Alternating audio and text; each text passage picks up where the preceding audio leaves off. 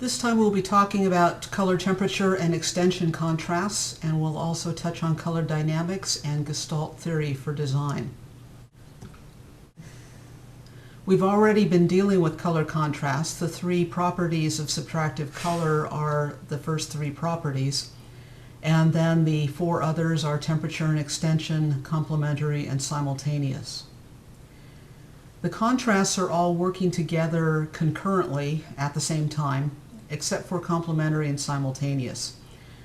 If complementary contrast is existing between two colors, then simultaneous cannot. Complementary is the afterimage on opposite hues or complements, and simultaneous contrast is the afterimage effect on anything that's not complementary. Simultaneous will be in action a lot more than complementary, but you will have 6 out of the 7 contrasts working at the same time whenever you're looking at color.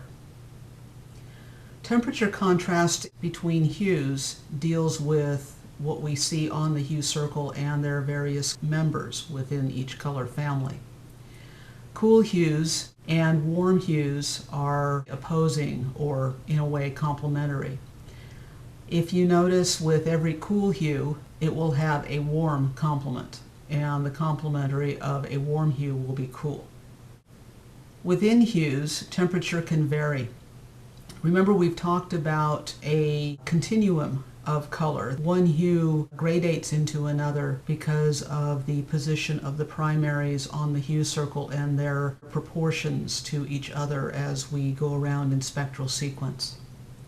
And so the yellow family, the yellow hue, can have cool yellows, which we would call blue-based, warm yellows, such as school bus yellow, which we will call yellow-based, and then there's temperature balanced, which would be something that's pretty much straight up the middle, like the yellow wash that we're working with. So within any hue family, there is going to be a range of spectral level colors that are cool, warm, or balanced. Here we're looking at red. We have a warm red. Over here would be red-orange, a balanced red, and a blue-based red, or a cool red like a magenta or a fuchsia would be sitting fairly close to red-violet over here. So again, blue-based, neutral or balanced in temperature, and yellow-based or warm. There is no red-based in terms of temperature understanding. When we mix bases in the same hue family at similar values, we will have a visual tension or discord. And discordant colors working together are not necessarily bad. They are very striking. They will attract the eye, but they end up being very difficult to look at. If you look at the warm red and the cool red, there is a conflict going on right along their boundary. And the warm green and the cool green also have a bit of a conflict. With seasons, and from morning to evening, we have color temperature changes. In the morning in Southern California, the light generally will be cool and the shadows will be warm. In the evening, generally in Southern California, the light will be warm and the shadows will be cool. So with light and shadow, there is a temperature contrast. There is a complementary relationship. Warm light, cool shadows, cool light, warm shadows. These three illustrations capture the same idea under different lighting conditions, different times of day. So we can see that in morning light that's captured here, there is a strong sense of coolness and some warmth in the sky. More at high noon, we have a very different mood going on because of the change in color temperature. Whereas here in the first panel, we have very blue-based blues and a lot of neutrals. In the middle panel, everything is yellow-based, including the chromatic neutrals. And then in the third panel, everything is yellow-based. Even though it dominates on blue, the blue has a lot more warmth in it than the blue in the first panel. This photo shows different times of the same day. In the top photo, the sky has a more red cast to it. It is more blue-based. The greens are a little more vivid. They are blue-based. Toward mid-afternoon, In the bottom photo, the sky is now yellow based, it's more of a cyan, and the greens are a lot warmer. We haven't yet talked about color response, but we're making our way slowly toward it. And one aspect of color response is the warmth and coolness. The warm hues, the warm colors that come from them tend to be active, more energetic, and the cooler colors are a little more reserved, passive, quiet. Blue-based colors and colors on the cool side of the hue circle will be passive or quiet, and those on the warm side of the circle, or colors that are yellow-based, are going to be more active. So everything from yellow around to red-violet is considered warm. And so these are just some of the adjectives that go along with that. And warm colors are also considered opaque. In other words, they appear to be more solid than cool colors, and they are dry.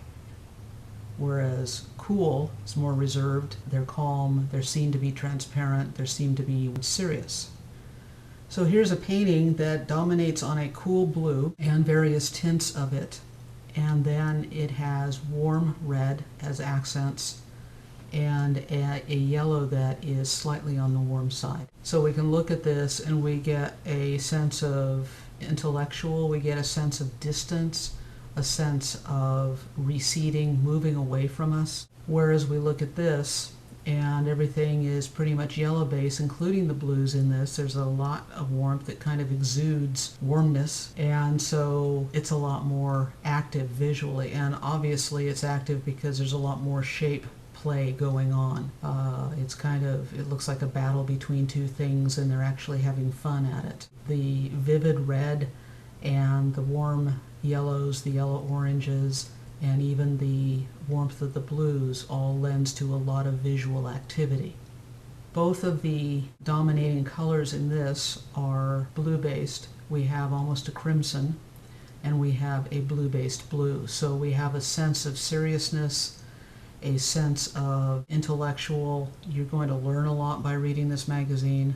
You're going to get in-depth articles, in-depth commentary, as opposed to this, which is much more happy, outgoing. It is not going to be highly intellectual. It's going to be more fun. As we look at this, we see that everything is yellow-based. There's an overall warmth to it. There's a vitality. There's an energy to it. It's fun. It's going to be an entertaining read as opposed to an informing read. The red that's pulled out from the headlines is yellow-based, and then the yellow is very warm. Even her accessories, her skin tone, her hair, her garment has been warmed up. So it has a very different personality than this. This poster is all yellow based. Even though it's blue-green, which is a cool hue, it's on the yellow side, and then there's a little bit of green to it. The red is yellow based, and even the darker red is yellow based. So everything here has a warmth, an approachability, and a friendliness to it. And this logo also is yellow-based. You can see that there's a warmth to the gray, so that it's a chromatic neutral, not a true neutral. It's an earth tone. And then we have the warm blue-green and the red-orange and the orange. In this Picasso, everything is pretty much blue-based, and we get a little pop of opposite hue, but even that has a coolness to it. This is mixed between the magenta and the warmer red. Notice that the values are similar, so there is a little bit of a conflict along those boundaries. The chromatic neutral is yellow-based. The flower petals are yellow-based. Of course, the magenta centers are blue-based. And then we have a red-violet background that has yellowness to it. Spatial aspects basically means that color has a sense of movement. It recedes, it advances, or it sits stabilized in space. This is one of the reasons we see some colors more quickly than others. And the spatial aspects tend to relate to the wavelength, the length of the light wave. The most dynamic part of the color spectrum is red, which has the longest wavelengths, and the least assertive is violet, which have the shortest. When we're dealing with color temperature, spatial dynamics also come into play. Warm colors advance and cool colors recede. And you've probably heard it said that if you paint a room in a warm color, it will feel smaller than if it is painted in blue, which would recede. And by receding, the blue will cause the room to be perceived as being larger. We can see in this photograph that the warmer colors in the lower half of the photo are coming forward, and the blue definitely sits behind, so it adds to the sense of atmospheric perspective.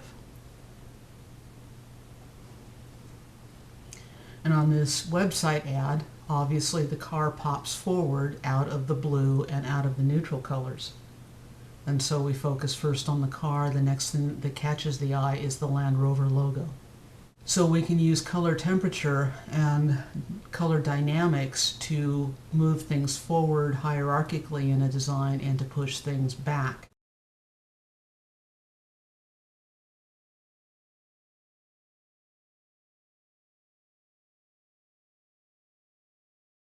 So we look at this Van Gogh, we'll notice that the eye goes directly to the yellow and the orange, the warmer colors, and everything behind is cooler, so we don't see this immediately.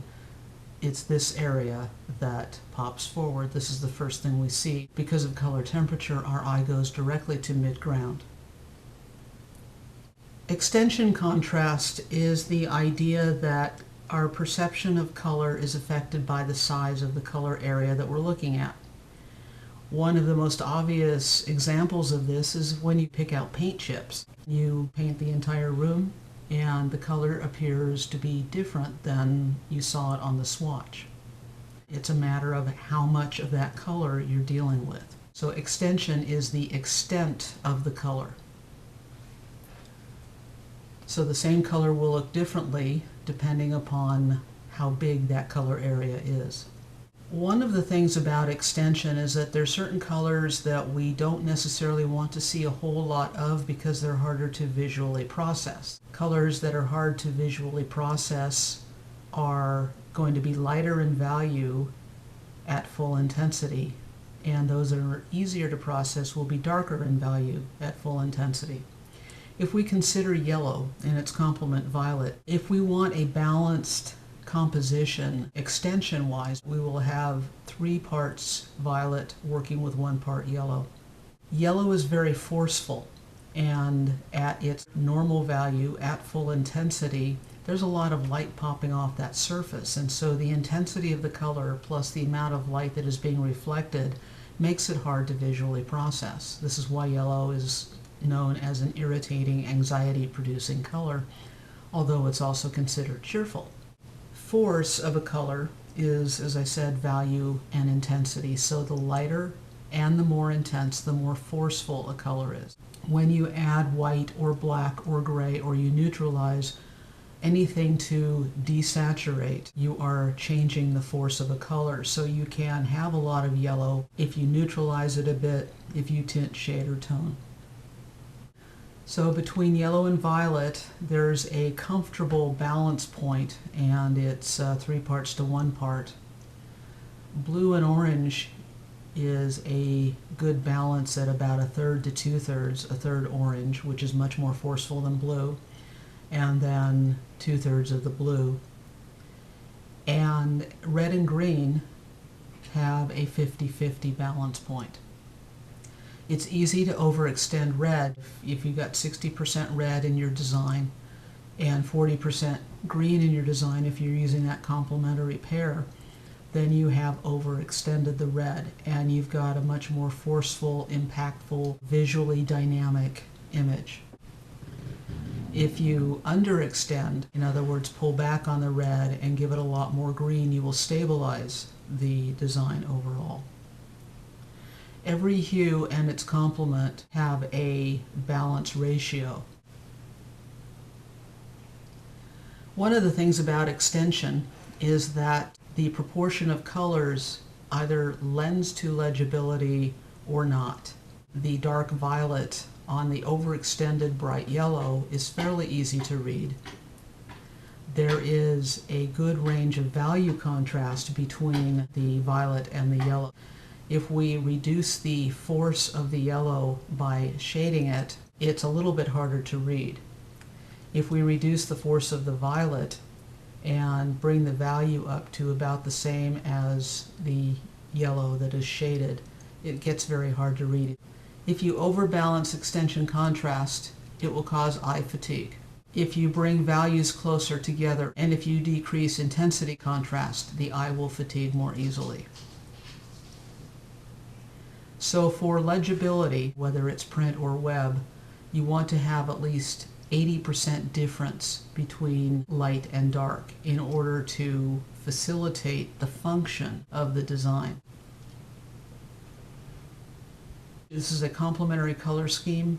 The orange has been tinted, shaded, toned. The force has been greatly reduced, and therefore we have a lot more blue percentage-wise. Watch how the orange is distributed into the design. It's of course on the boat, and it's on the person, and then it's kind of in the background sky a little bit, and then all around it is the blue.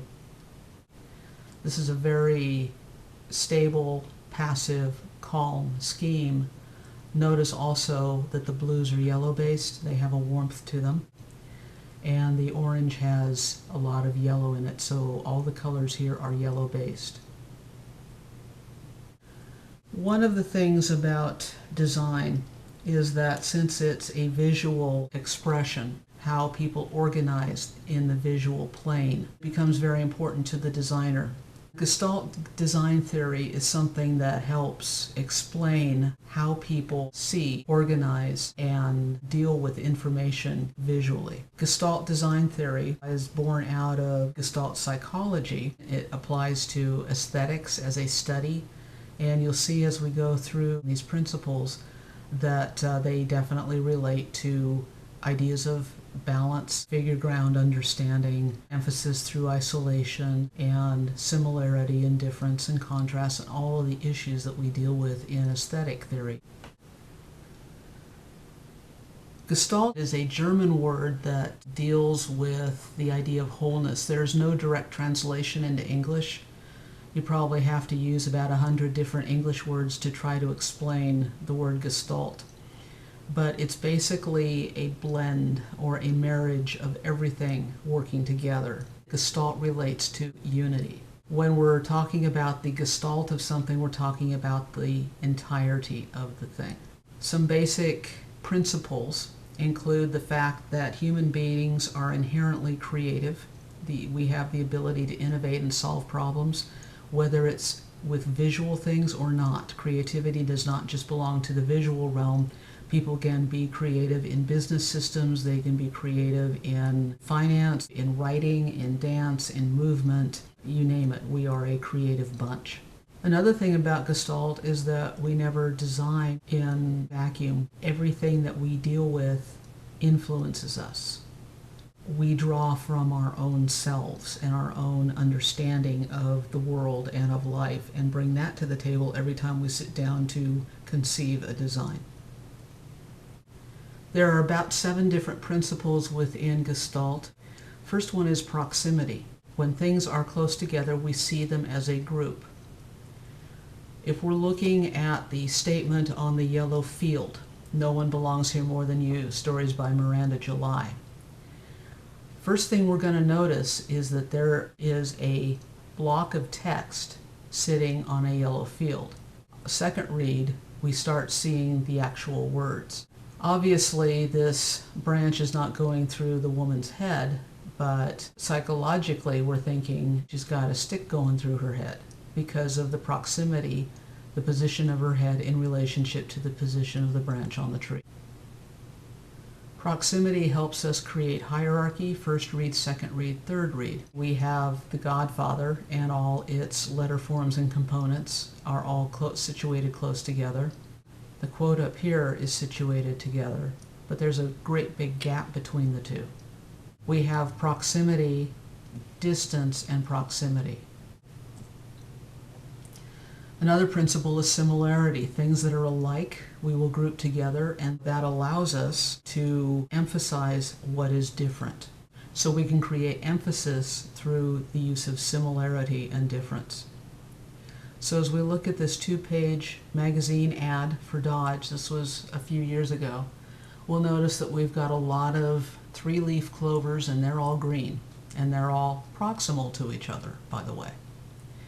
And then we have one 4-leaf clover, which is red, which is dissimilar to all the green. So guess what stands out? The red. And of course, the designer chose a red-green complementary color scheme.